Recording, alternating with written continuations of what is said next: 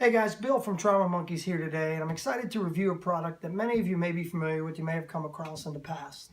If you're in the business of training folks at Tactical Combat Casualty Care or TECC, if you do hemorrhage control courses, or if you've taken any of those courses or first care provider courses, you've probably seen one of these before. So this is the hemorrhage control training kit. It's made by c-tecc. It's got some nice things about it. It weighs about 15 pounds. When you buy it, it's about $400, about $450, $500, something like that. When you buy this thing, it comes in this ruggedized case, and then inside it, you're going to get one training simulator and then 15 combat gauze wound packers. Some of them will be Z-folded, some of them won't. Most of them will be like this blue style. You may have seen blue or red, and all those are regular combat gauze, but they're inert. They don't have the kaolin impregnated in it. Got a bunch of different hemostatics here. So I just wanted to show you this today, talk about a couple of the pros and the cons of it. Overall, it's a nice piece of kit.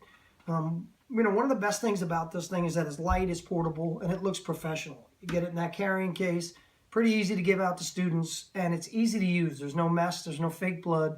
You hand it out, they do some wound packing, and then they can zip it all up, close it up, and you can kind of go on your way. There's not much cleanup, so that's definitely an advantage of it.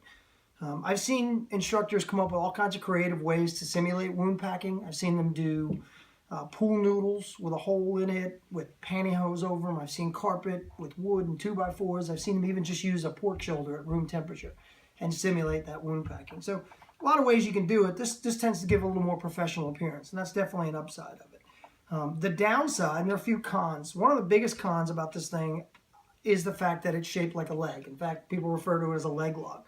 And what I don't like about that is, if you're in the business of training people, the way that we teach people to fix a life-threatening hemorrhage from a leg is with a tourniquet, right? So the wound packing techniques are secondary to an application of a tourniquet. So you certainly can pack these wounds, and it's supposed to be a gunshot wound with a through and through, and this is supposed to simulate a laceration. So you certainly can pack these wounds, but it kind of devalues the point. It creates a training scar that if you have a massive leg injury or threatening hemorrhage, life-threatening hemorrhage from an extremity, that tourniquet is the solution. So that, where we start getting into hemostatics and where we start getting to important wound packing techniques, is really more when we're talking about junctional areas, right? Areas that won't be amenable to a tourniquet, the neck, the groin, and the armpit. And this doesn't do a good job of representing the groin. So often I'll use it with students and I'll tell them, hey, I know it looks like a leg, but pretend that it's a femoral injury in the groin.